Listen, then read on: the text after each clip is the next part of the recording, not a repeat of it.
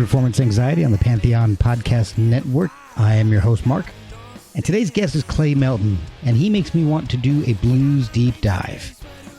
We actually start off talking about the weather, though, and after discussing the effects of bitterly cold southern humid winters, we talk about Clay's influences and the lasting importance of his father's cassette collection. He started playing guitar on a classic Toys R Us model with a built-in speaker and 2 missing strings. But he got serious about music soon enough and started playing live by the age of 12 or 13. His love is the blues, but when he got into high school, he started playing in a metal band, which comes up a few times here. By the time Clay finished high school, and truly sometime before that, he knew music was his future. So after he graduated, he studied jazz in college.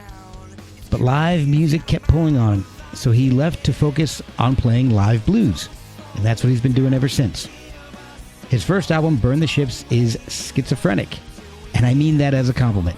It is so varied in style and sound. Clay discusses his approach to the LP and practicing his singing as much as his guitar playing. Clay has a great COVID lockdown story about recording in an Airbnb that had a strange connection to his session. Once things opened back up, Clay recorded a live album where his drummer brings back the drum solo.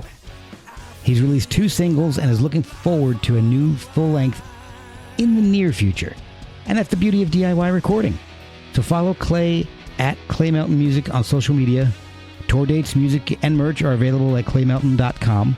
The podcast is supported by the amazing listeners I have by sending us coffee at ko-fi.com/performanceanxiety and by merch purchases at performanceanx.threadless.com. Now sit back and enjoy a heap of blues with Clay Melton on Performance Anxiety on the Pantheon Podcast Network. Hey y'all, this is Clay Melton down in Houston, Texas, and you're listening to Performance Anxiety. Find us on tour all year long in 2023 at claymelton.com/tour. Computer set up and it had to update. Sorry. Mine's kind of freaking out too a little bit, so it's understandable. I don't know what's going on. It's an old laptop, and every time I walk away from it for like the past 20-30 minutes, I come back and a Word document is up with like hieroglyphics on it. Oh, so we may have to pause this at some point, and I may have to restart my computer, but we'll see. We'll try to get through. All right. We'll decipher it as they come in. Exactly. So thank you so much for doing the podcast, man. I really appreciate this. Yeah, sure. Thanks for having me on. I swear, I don't know what's going on with my voice today. It's the allergies or something are just killing me. You know what? I should break out the bourbon, not the water. I just, I'll be honest, I had a well-earned beer today. Oh. Yeah, or right before this, because you can see all the shelves are empty behind me. Yeah. I'm in the process of, I live in my grandparents' home that they lived in for 50 some odd years. Oh, wow. And since passed, and I just put a down payment on it because it passed to my mom.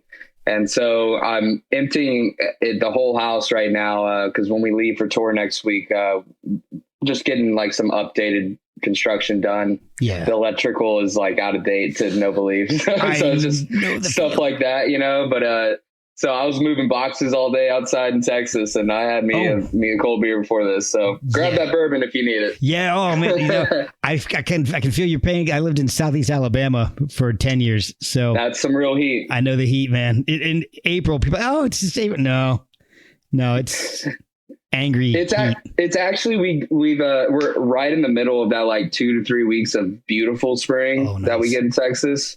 That's all it is, too. It's a precursor. It's a warning, really. You know, it really is.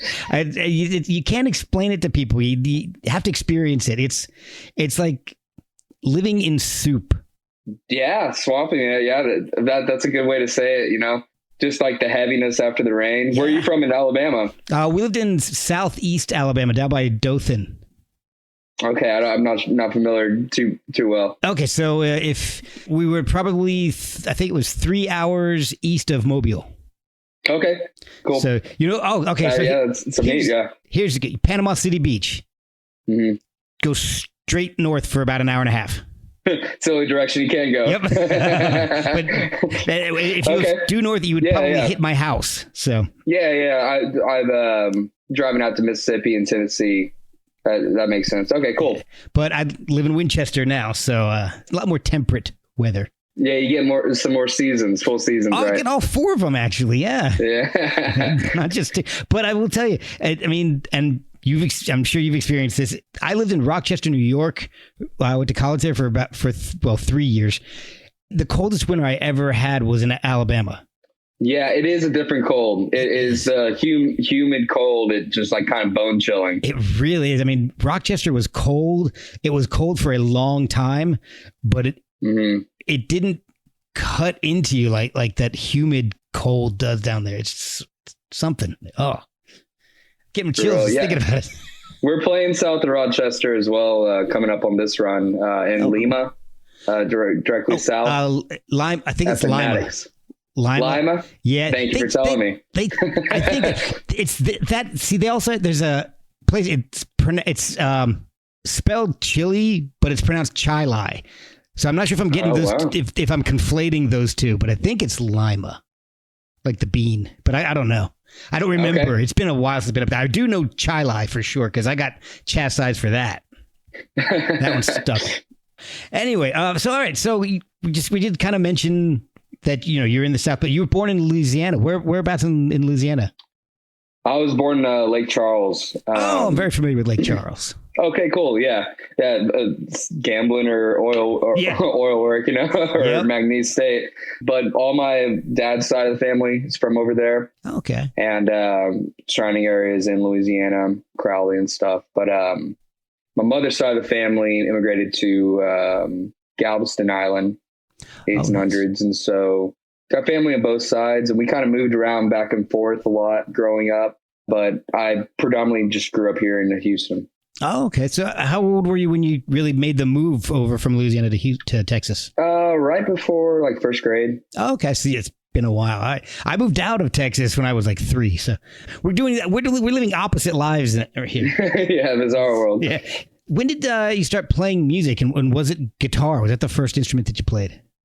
Yes, it was guitar. My first introduction to music was around 8. My dad gave me his cassette collection in a briefcase, and that had a lot of classic country, Willie Nelson, George Strait, and some older acts, but ZZ Top, a lot of classic rock, Foreigner, Journey, that type of stuff. And so just a mix mash of 70s and 80s music. So that was my first introduction into being able to sit down and kind of independently spend time with music and dig into full albums. And then whenever I was about 10, I was riding my dad's truck with him, and he put on Hendrix's version of All Along the Watchtower. Ooh. And that solo just blew my mind. And I became infatuated with the guitar. And I had this Toys R Us guitar that I'd gotten a couple of years ago as a Christmas gift, and it was missing a couple of strings and it was out of tune.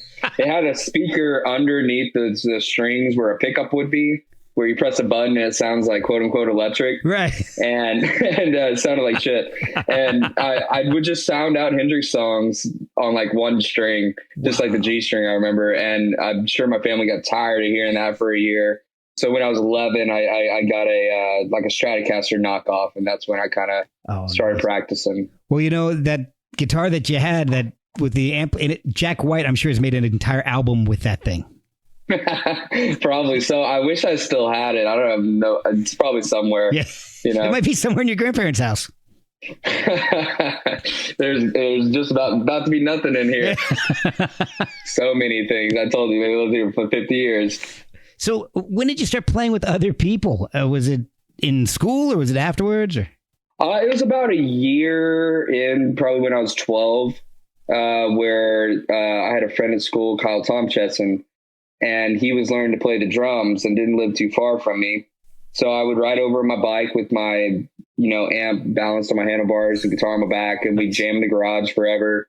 And we started playing crawfish spoils and block parties. And that was right before I started going out around 13 and playing live in Houston with the scene there. But Kyle is actually our tour manager now. We're still great friends. Awesome. And, he is our, tour boss man, tour dad. We nice. Listen to Kyle, and he saves our lives all the time. We'll be right back after a word from our sponsors. Before you skip over this ad, give me 1 minute. Like most podcasts, I pick sponsors carefully, and I use the products that advertise here. Pure Spectrum CBD is a product that has been really beneficial for me.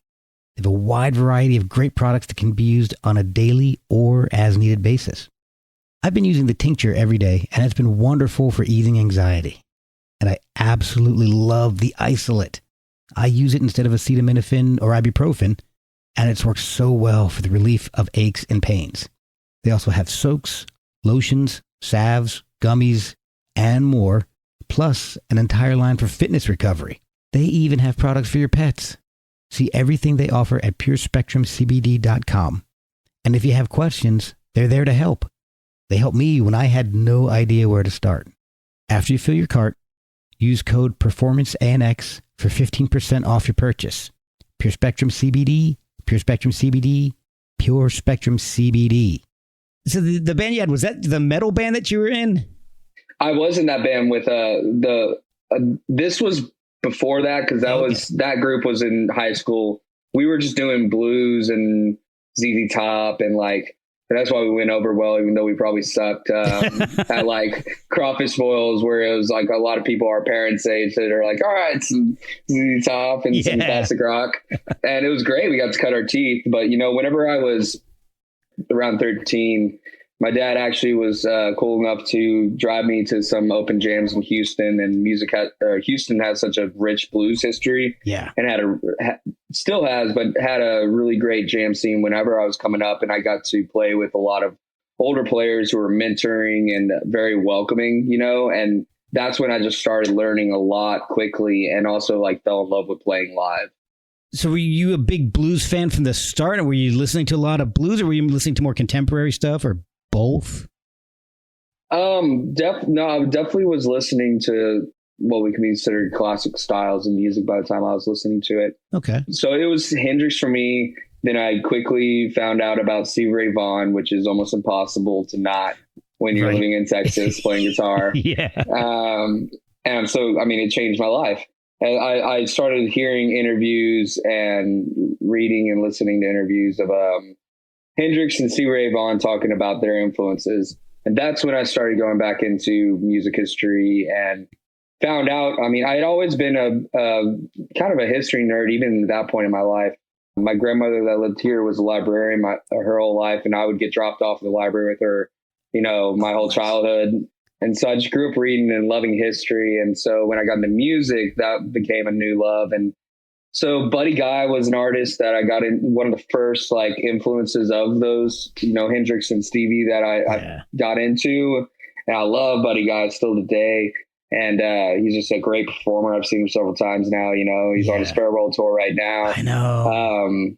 Albert Collins, Lightning Hopkins. I really went all the way back down to Robert Johnson and Son House and all these, pioneers. Nice. And just was not listening to what was popular whenever I was in school. Oh, that's awesome. But eventually, in high school and stuff, I did, I had a lot of rock influence. I and more so leaning towards the alternative and groups that kind of led into where the Foo Fighters picked up and started running with the rock scene, out of the 90s and into 2000s. Groups like Manchester Orchestra I've always liked. And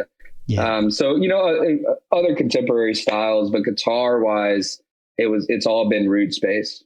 So are you one of those kind of guys that will go back and look up obscure blues artists just to see if it's something new and something unique? Yeah, I assume there's so much, even if I feel like I know a subject well, I assume I don't know it all, because you never do. And I remember watching a documentary that Kenny Wayne Shepherd did in the 2000s called 10 Days Out. I don't know if you ever saw it. No. So Kenny Wayne Shepherd, a great blues, he's awesome, blues rock guitarist. Right. And so he did a series, I believe it was with HBO or something. I saw it on TV, and he spent, it was in collaboration with Corvette, why it kind of stood out in my head. But he took a Corvette on the road for 10 days across really the South and up to the Northeast a little bit, and visited all these kind of pioneer and blues legends within each region. Oh, cool. And it just opened my eyes to how geographical blues styles are. Yeah. And how it's not this one thing that a lot of people associate with blues, you know, the da da da da da, or a specific shuffle, or you know, like some of these kind of overplayed specific formats and arrangements. It's everything, you know, and it's folk music. It's you know, the roots of jazz and country, modern pop music, you know, country, exactly. Like the Piedmont blues. I learned about Piedmont blues there. In that documentary, and a lot of other stuff. And that just kind of what opened my eyes, like, oh, I can kind of chase because I was already learning blues on guitar. And so I was like, oh, I can chase this, but do anything. Like they didn't have any rules. And just because someone says it's supposed to be something now doesn't mean I have to do anything. That's what I've always liked about music is there's only the rules that you create for yourself. Exactly. It's wide open, especially for someone, you know, who's creative and talented. You can do anything you want. So at what point did you start writing your own material?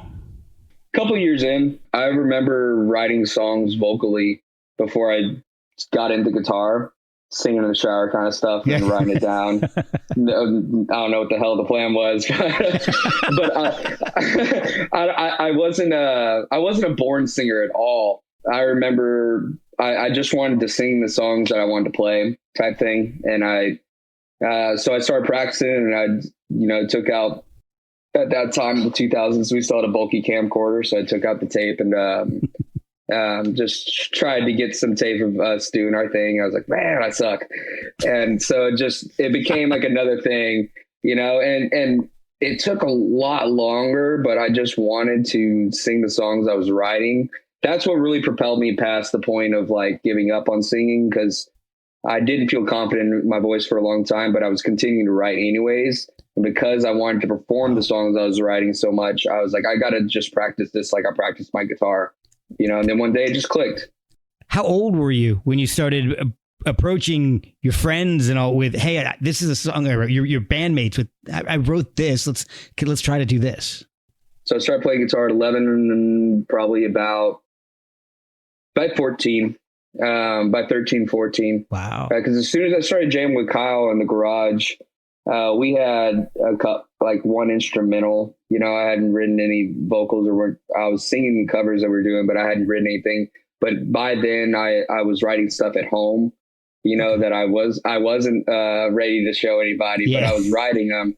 But so it was a couple of years later where I was like, hey, I got these songs. Let's go play them somewhere, you know, and trying to find players to play with. So you've got, I guess, so you're playing live, you're early teens. When did you start to think this is something that I can do? This is what I want to do as my career? Before it was like me declaring that I want to do this as a career. It was me knowing that I wanted to do that more than I wanted to do anything else, which I was a terrible student. I just couldn't see the application. I was like, this is not going to help me play music at all. And which, you know, I'm glad I kept that mindset. I went to college right after high school. I went to a community college, and they had a great jazz program. I took all their jazz courses. I took ensemble, combo, theory, jazz piano, and then I dropped out. I was like, all right, I got it. I'm like, student debt is not going to help me, you know, play a show. No kidding. But, you know, even before the defining moment for me was around 22, where came to my parents and said, I'm going to not pursue school and I'm going to give this an honest go. And so that was more of a jumping point. But before then, you know, it quickly became, as a kid, the friends that I did have started say like, man, you sure you don't want to come out? Like you're going to play guitar again? I was like, yeah, man, I got to get better. Like, wow. You know, I just want to play. That's dedication. Yeah. And so by 16, I was playing in ice houses every weekend instead of playing, you know, instead of doing whatever the hell. And I think it's the best thing that I could have done looking back, is just getting to cut my teeth in a real bars real early. Yeah. And knowing how to play a show and whatnot. So what kind of reception were you getting then? I mean, the notoriously tough crowds in those kind of places, especially for a genre like the blues. We were playing not in Houston proper. We were playing like outside of Houston a lot, in Conroe, Texas. I haven't talked about this so long. Conroe, Texas, in at a place called Tut's Ice House. And Charles Tolis was the owner there, and he was guy had to be in his 80s when I met him back then, and Sylvia, and they both just gave me an opportunity to come in, very often and play 3 hours. Wow. And we go in there and we do all the blues covers and everything like that. And the reception was great.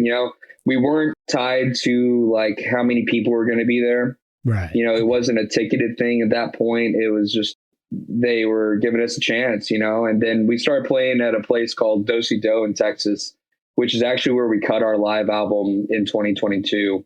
It's a beautiful, beautiful room. I call it just because that's the term used generally, but it's a 300-year-old tobacco barn that they moved down piece by piece from somewhere in the Delta South, and just the wood just has this whole thing. It sounds beautiful. That does sound amazing. Steve Syed there was one of the first venues in Houston to give me an opportunity to play a ticketed show, open up for established acts. We opened up for Edgar Winter there, Joe Ely, the Turnpike Troubadours before they had really like blown up, and that was a great learning experience as well. When did you start recording your stuff? Because I saw a song that it seemed to be floating out there on its own tonight. And I'm not sure where exactly that came from.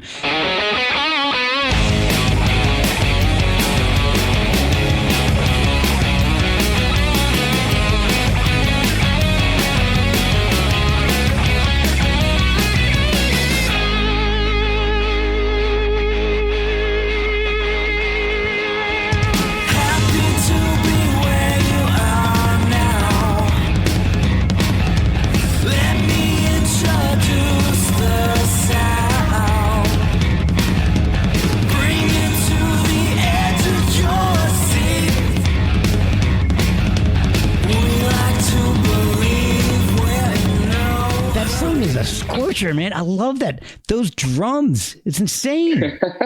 Oh, man. I will get the message to that drummer. Thanks. Yeah, tonight. So the version that you heard was released in 2016, and that song probably got written in 2013, 2014, and was one of the early ones. Around that time, 2013, 2014 is when I was starting to build more shows as Clay Melton and doing a trio thing. Okay. But we hadn't been doing any releasing. We were just billing in town, really. And the funny thing about those drums is we were preparing to go into the studio in 2016. And I don't talk about this project a lot because we kind of just pivoted after that and then decided to just go with a full-length album. That was really like our first statement. But that's really the first time we met and started working with our still current producer, Sebastian Cure, who was living in Austin at the time. That's why we're working there. And now during the pandemic, he moved back to Barranquilla, Colombia. So now we just work remotely. But we got that song together probably 2013, 2014. And we had a session coming up, and the drummer just, a whole thing happened and he couldn't make the session a couple days before it. So this guy, Ram Gov, who was on a performance visa as a musician from Israel at the time, he was in Austin and he learned the songs in like I assume a couple hours a day. I don't know. Jeez. And just came in and ripped it, man.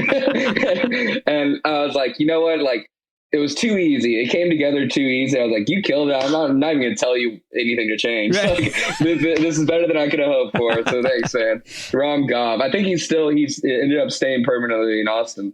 Then, all right. So then your full length, Burn the Ships. That is a very schizophrenic album, and I mean that as a compliment.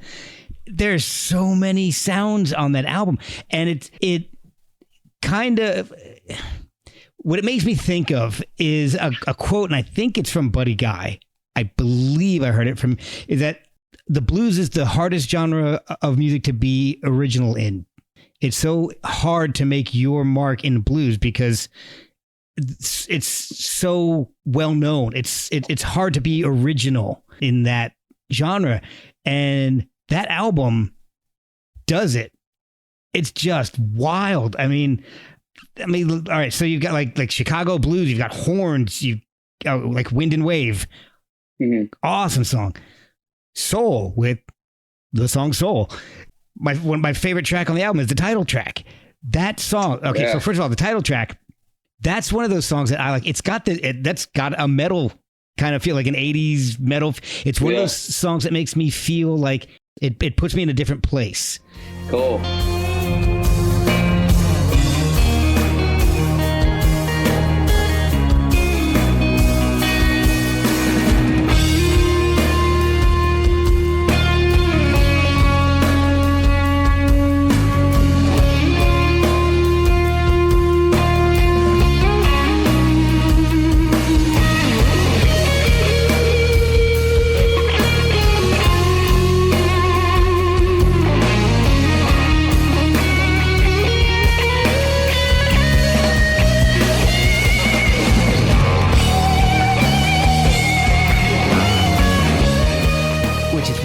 One of the things I loved about Iron Maiden and some of the metal songs, it's hard. It's almost hard to describe. It makes me feel like I'm somewhere else when I'm listening to it. Wherever I'm at, that song comes on, I'm somewhere else.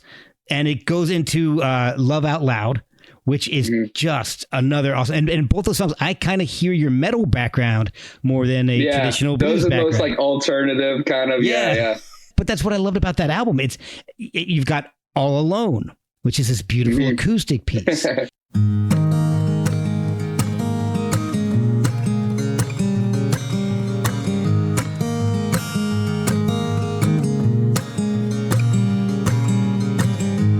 Don't want to be all alone, missing you sitting on my own. Never know again.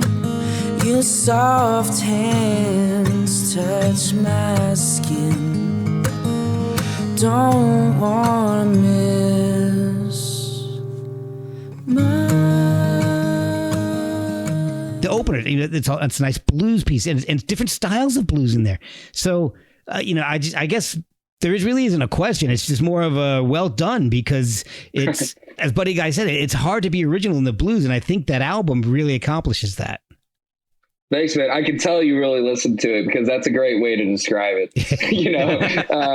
and I never take it as a slight. I know, like it could be perceived as the naive, just a naive approach of your first album and not having cohesiveness, but it was pretty damn deliberate, because I knew that all this was all over the map, but I wanted to lean into it. I didn't want to get pigeonholed out of the gates. I wanted to see what people responded to so we can move forward from there. Part of it was personally, I just was like, I have this firm belief that songs are meant to be put out if you believe in them enough to want to release them, and to not hold back, because like recordings are just, a lot of people say this, but they're just like a snapshot in time of where that song is or that artist is and everything like that. And I'm so happy with, sitting here today, very happy with the way we went about picking kind of like, those tunes that jump all around the place, because I feel like there is a cohesiveness within just the way the players played on that album between the band and I,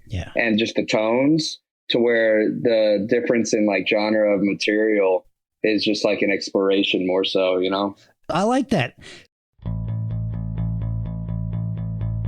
We'll be right back after a word from our sponsors. So back to the bit of the middle. Battlement. That's this crazy ass song. And it sounds kind of like Iron Maiden met Yes, and they fell in love and had a blues power trio baby. Hell yeah. It's a crazy ass song. I love it. Blade will meet and dark will try to smite. He will stand amongst the darkest of hate. He will stand with this world of the dark.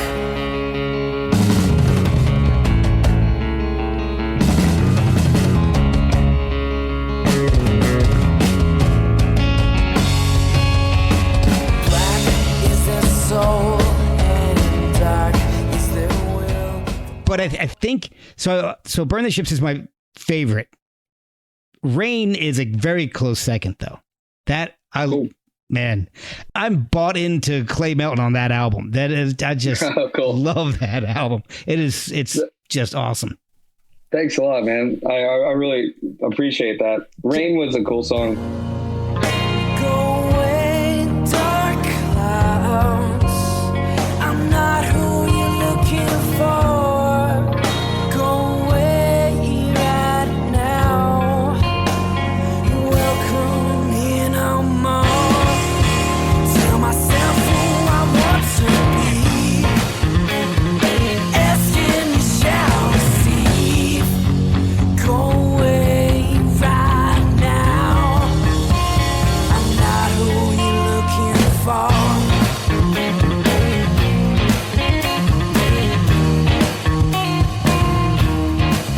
Yeah, it's great. Now, did you tour that to support that album a lot? I mean, are you guys on the road a lot at that point? We at that point was when we first went on our first like headlining national tour and hit a lot of states. We did started on the East Coast, and it was just interesting putting out an album for the first time and the type of feedback that we got. And, it was a while after that before we were even thinking about doing an album for just various reasons. And there's so much flexibility and zero rules on how you have to release music now. But I'm glad that we went with an album like Burn the Ships to just come out of the gate saying, check it out. Yeah. You like what you like. Don't like what you like. Whatever. We're going to come through and do it all. Well, the thing about that album is there's something on it for everybody, for sure. Yeah. So many different stuff. So how can you not like it? So a pandemic hits pretty soon after that, because that one came out, 2019, I believe. And then everything just kind of shut down. I mean, what did that do to the band? Were you guys close together? Were you still able to play and write at all? I mean, we were affected just like everybody in the way of performances, obviously, things shutting down, even being in Texas. Yeah. But, I think it was good for where I was at personally. So I actually moved here about a month before here to my grandparents' house. And my last grandfather that was living here passed away right before the pandemic. And so I was just kind of here with my thoughts and at a point where I think the reflection was good, because that's when I wrote the song Back to Blue, which was kind of an impetus for that next EP entitled The Same Thing. When your heart's down on the ground, you don't know what else to do.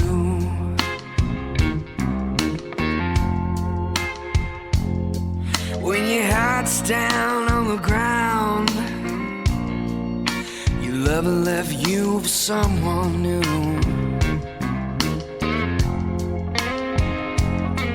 Unwind your mind, baby, you're back to blue.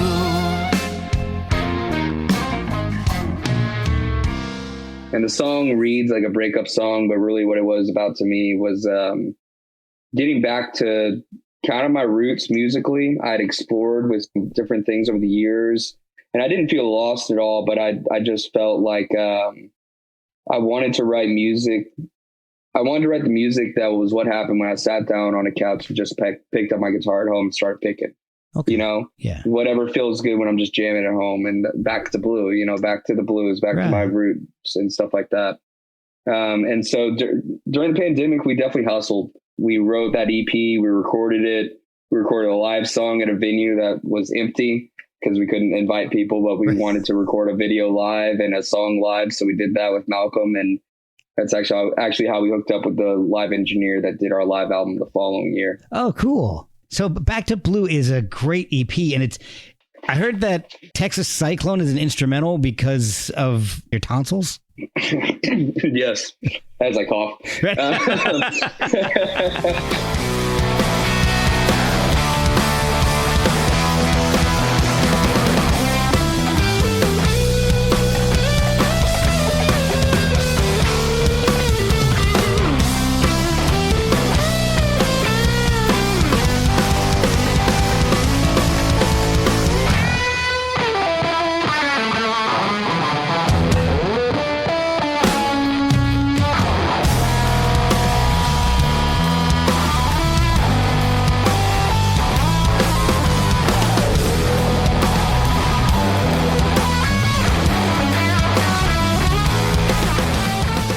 No, I had to do the story briefly, but I had an emergency tonsillectomy. They said they had to check something that was worrying them, and the only way to check it was to take them out.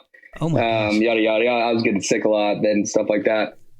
Turns out I'm healthy and okay, but the process afterwards is you're not supposed to speak for a long time so your vocal cords can heal. Right. But then you have this extra room in your airway to where your muscles are trained to push a certain amount of air to get it to hit the notes that you're trying to hit. So you have this muscle memory between your diaphragm and everything that's just used to pushing this amount of air for this note. So now you have more air, so you don't have to push as much. And so all your notes are sharp. Oh, you're pushing more air than you need. Wow. And so you got to let it rein it in. Yeah. At the point that we recorded Texas Cyclone, I had just barely started talking again, but we had booked this studio time with Sebastian, who was flying in from Colombia to be in Austin for X amount of time. So we were like, well, we're not going to go, Yeah. And then it turns out anyways, I get the tonsillectomy and was like, well, let's write an instrumental and go do it. And then we'll just track the ones that we have vocals for already, but just not track the vocals. Then we get to Austin and the studio we had rented had to shut down because of COVID. Somebody in the session before us had COVID and they shut down the building. And so we end up in this Airbnb that I just rented because it was close to the studio. And so I hit up the owner, like, hey, yada, yada, this happened. Can we play some music in your place? Because it was kind of set back on an acre or two. Okay. I said, yeah, sure. It's like, this house was actually used to make records in the 70s. Like, oh, sweet. wow. Yeah, we set up some monitors on a ping pong table and just used our Rode mics and set up in the living room. And we cut Texas Cyclone just in a live cut in that Airbnb. Wow. Turns out Malcolm Harper, the engineer from Live in Texas, asked me how the sessions went. And I told him about it. He's like, what was the address of the studio? Because he's up in Austin. Mm-hmm. And I told him, he's like, man, that is the house where I recorded my very first album in the 1970s. Oh, my God. Someone just invited me over to that house and I recorded there with my first mobile rig. And it was just, just a weird mindstorm, Whoa. Yeah, so Texas Cyclone. It's got a wild ride to it. I love that song. I mean, I always love blues instrumentals, blues bass instrumentals in the first place, but that song is great. I love your tone on it. To me, it sounds a lot like Mike McCready, like mid-90s, like Mad Season era Mike McCready. And cool. And I know at that point in his career, he said a lot that he was basically channeling Stevie Ray. He wanted to be Stevie Ray at that point. So you've got that awesome sound, and it's just it definitely comes through on that song. Thanks a lot. So no matter what you're doing, I still hear some of your metal background. Say You Love Me. I definitely hear your metal background in that song, and I love it. I just love when the metal comes through. But I'm an old metalhead myself, so cool.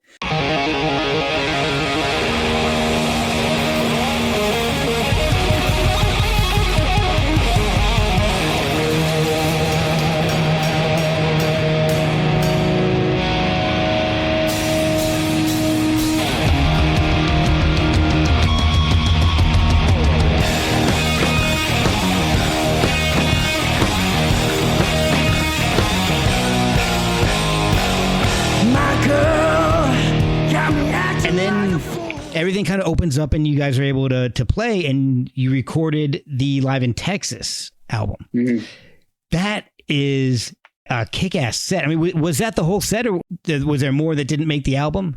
The actual set was a little bit longer. We didn't include some things that had just been released already years prior, but that was most of the set. We kind of did an event where it was Clay Melton and friends, and so we had a hour of the album recording and then 30 to 45 minutes where we basically every song we brought up a new member and the band just got bigger and bigger.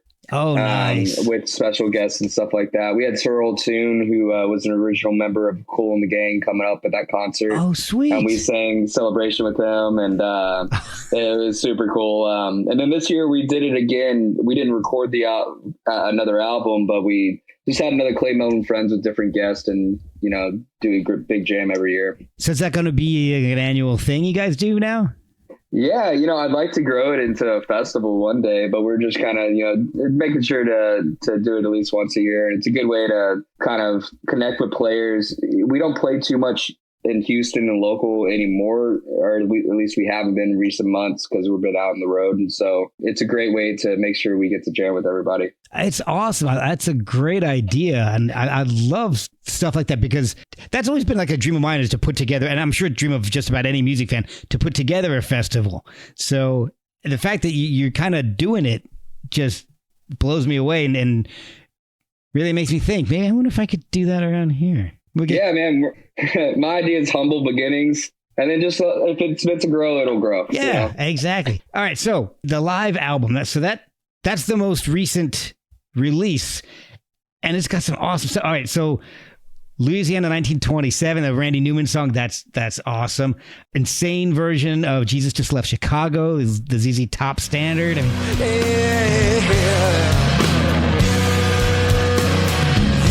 I see him in person, you'll see him just the same.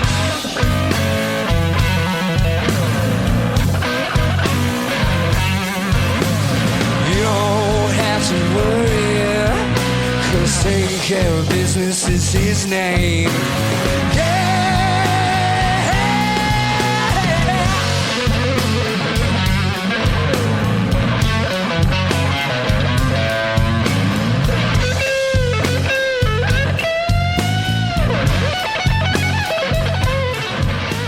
One of the things I really kind of like is that your drummer, Zach, bringing back the drum solo.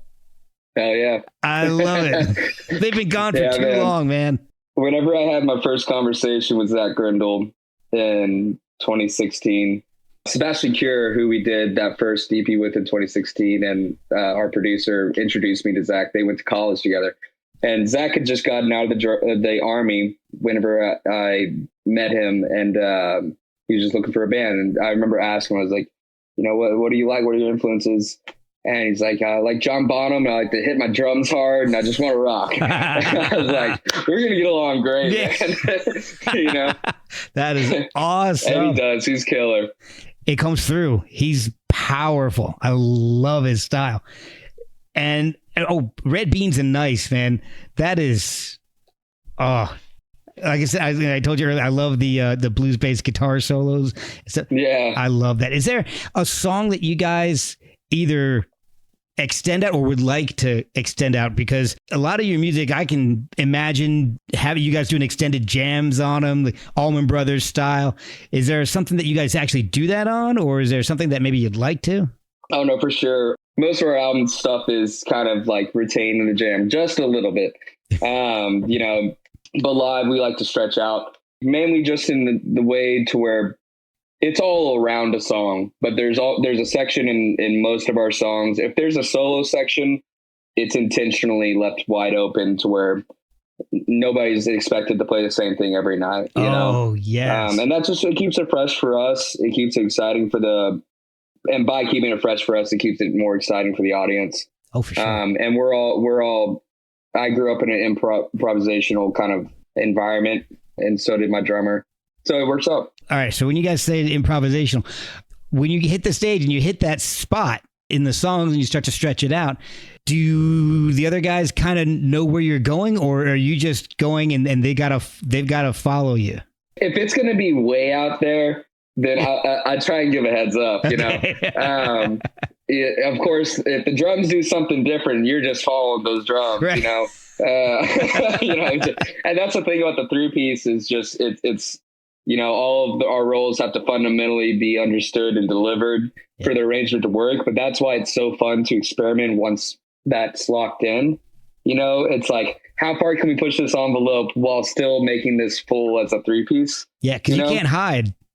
No, you cannot. If anybody gets to hide a little bit, it's me, honestly. It's just like the foundation. If we started a song the other day, and our bass player Zach Cox hadn't turned off his mute switch for his tuner.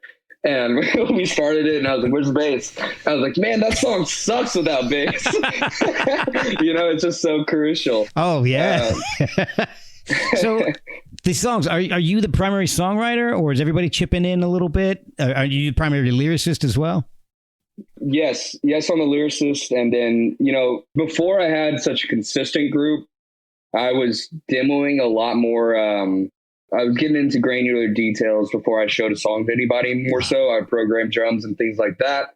But nowadays, I like the ideas that Zach comes up with on the drums or Zachary comes up with on the bass before I give them a kind of an inclination. I just want to see what they do. So for me, I bring in, a song, verse, chorus, bridge, and all the good stuff, the bones. And then the test for me is like, when we start jamming it as the band, do we even feel compelled to keep jamming it? And if we do, that's a great sign. And then we arrange as a group. We arrange great as a group.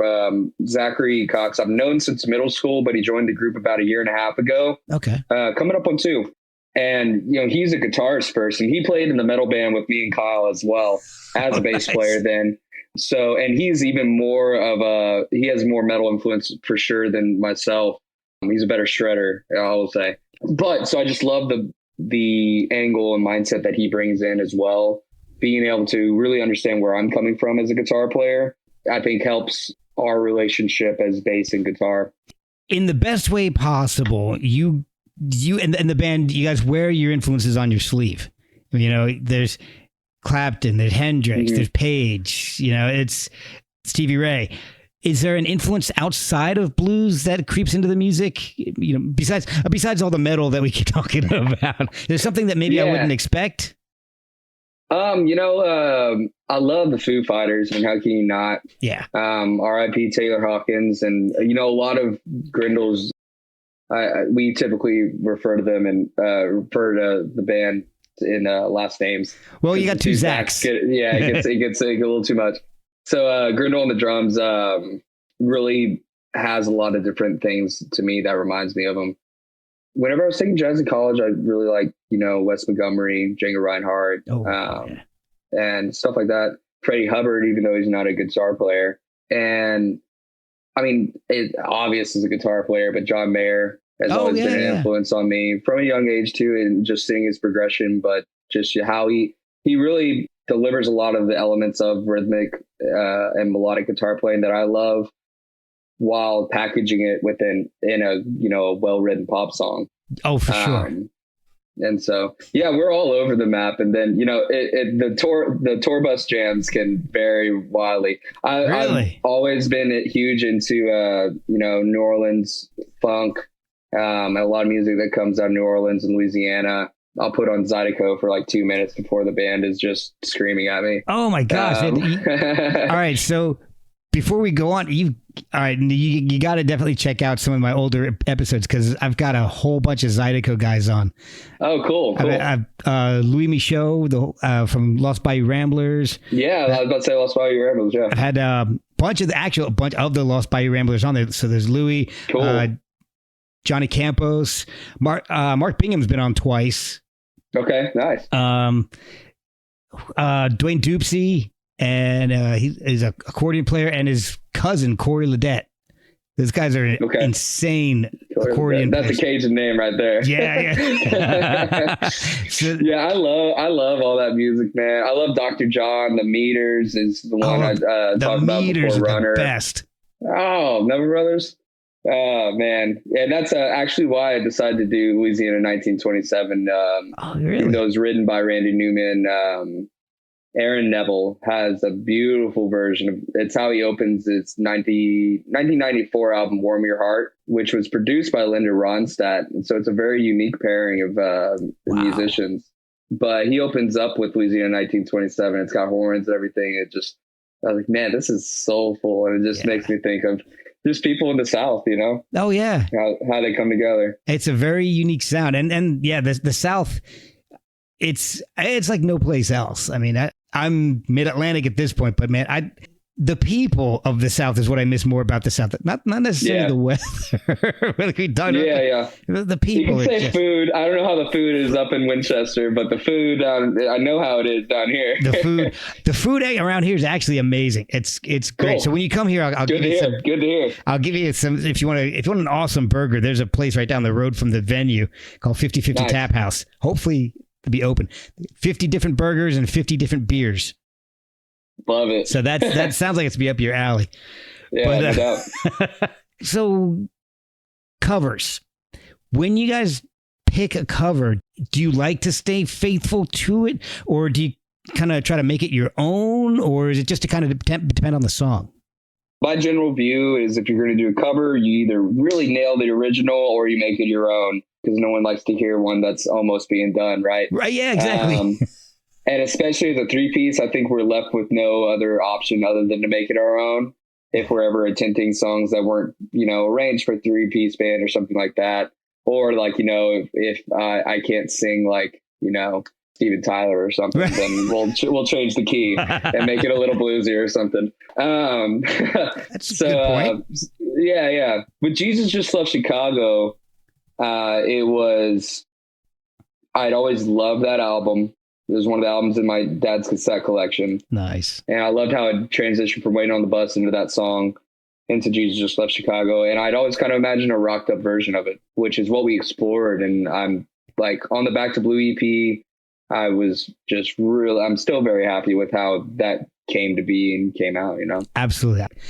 And the whole live album, it sounds great. One of the things that you do, which actually is a little weird, but I love it on live albums, is when you're not up to the mic, but I can hear you, like you're just so excited. You back away from the mic, but you're yelling to the band.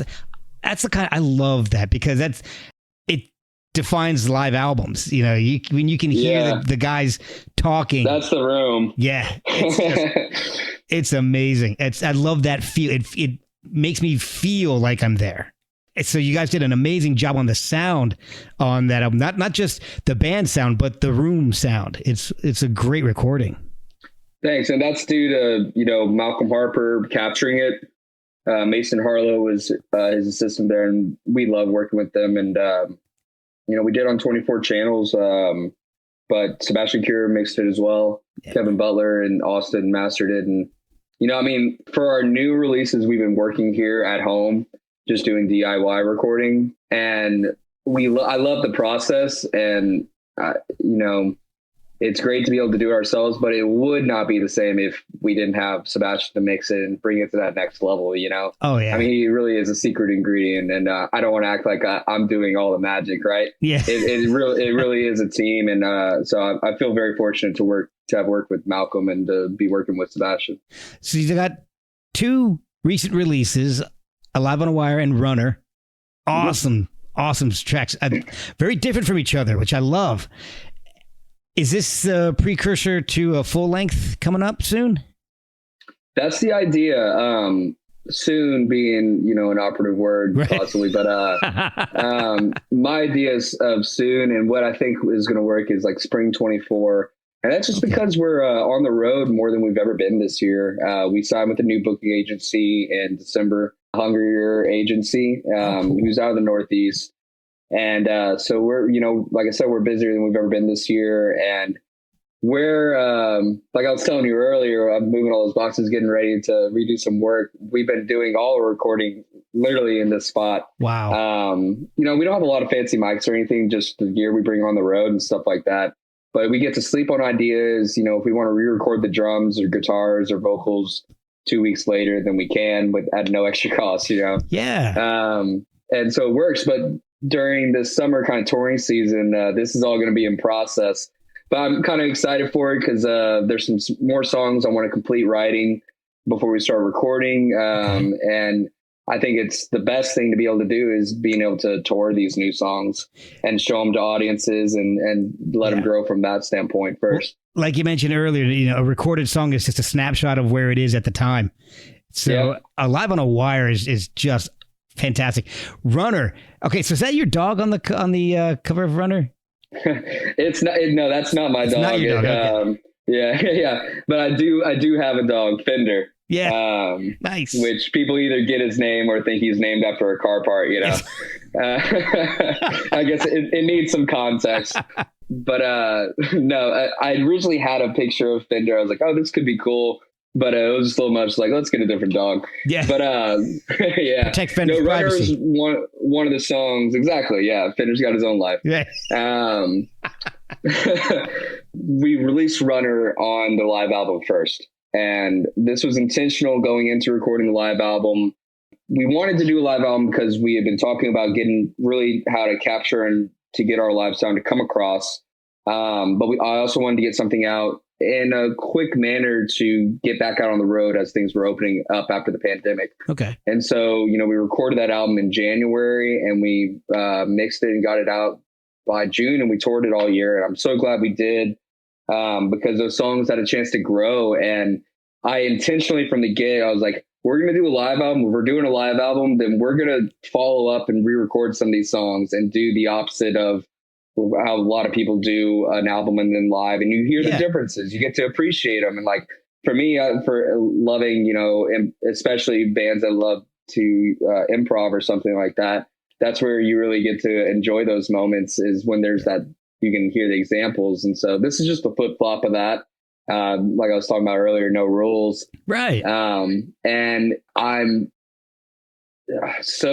very proud and just excited because Grindle and Cox in the band, they both chased an idea with me for over a year. We wrote the song in 2021, at the end of 2021, recorded it in the beginning of 2022, and just released our in-studio version in 2023, you know?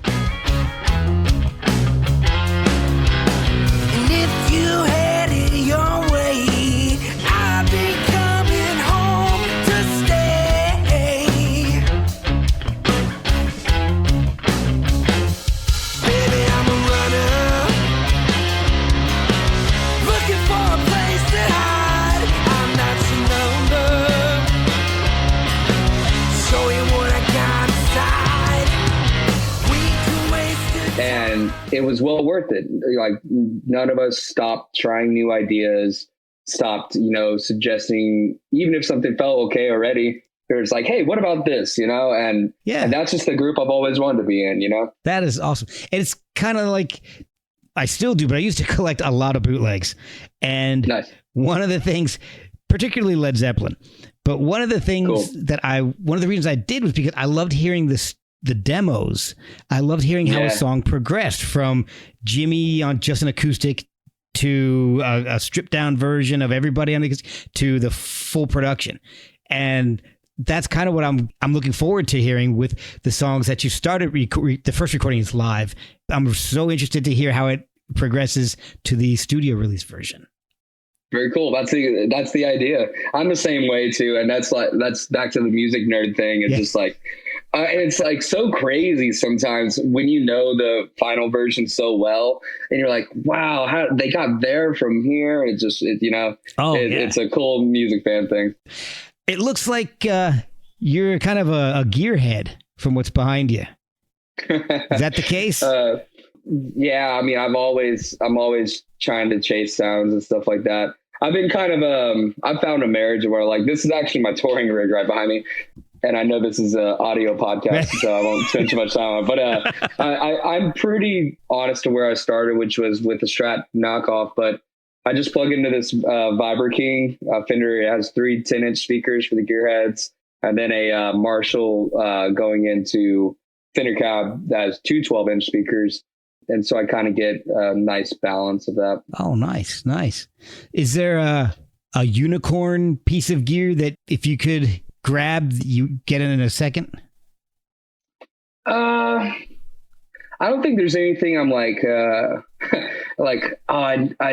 like if I had this, then I'd do this. Cause I try and not let the gear define. One of my friends, Mitchell Pulaski, he's a drummer that I played with here in Houston. We were talking one day and somebody was talking about how they need something to do this, like some piece of gear. He's like, yeah, man, your gear's been holding you back for years.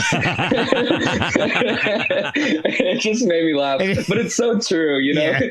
But for me, like, I I don't have a collection, but I have a few guitars that like I never play live, but I'm not going to sell, you know. Yeah. I like old Silvertones. Okay, I yeah. like arch tops. Stuff like this that was like a 50s guitar. Ooh, nice. Just like an arch top that they're not expensive, you know. Right. They're just old and need some love, you know, and then they're kind of cool.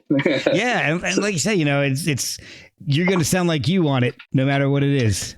So, and that's what I love about guitar is personality is heard so easily. Sure. And the great players, that personality is like felt right away, you know? Oh yeah. But, you know, even if you don't know the players so well, you know, sometimes you're hearing a song that you've never heard before. You're like, that's got to be so-and-so playing that part. You know, it's like, even if it wasn't their song, it's like, he must have been on this song, you know? Oh yeah. And sometimes it is, right? Oh yeah. It's just, you hear so much character in the player. Exactly. My favorite example of that is a Rolling Stones song. They got a song, One Hit to the Body. And if you listen to the guitar solo, like, that sounds like Jimmy Page. And it is. Yeah, it turns out it was Very Jimmy cool. Page. So, Nice. so everybody has their own sound. And my computer just, oh my gosh, it's just losing its mind right now. So, all right. Well, my computer's trying to tell me we should wrap this up. So, Okay. Oh, for God's sakes, now it wants to translate all my notes. It translated my notes into French. Hold on a second. Dude. What the hell is going on? All right. So you're going out on tour, and I'm so thrilled that you're coming to my area. Where can people find the information to catch you on tour? And how can they pick up your releases and help support you in that way too? All our social media is Clay Melton Music. And then our website, which has our tour dates, tickets, some new merch we actually just put out ahead of this tour we're leaving on this week, is all at claymelton.com. Awesome. Well, man, this has been a blast. I've really enjoyed listening to the music. I'm so excited to see you play live here in July. And I thank you so much for spending so much time with me this evening. It's been great. Hey, I really enjoyed the conversation. Looking forward to meeting you in Winchester. Yeah, we'll grab a beer or something. Rock and roll.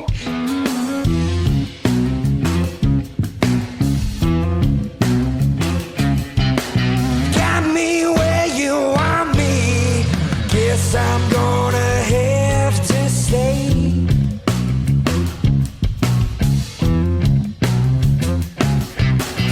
If you had it your way, I'd be coming home to stay.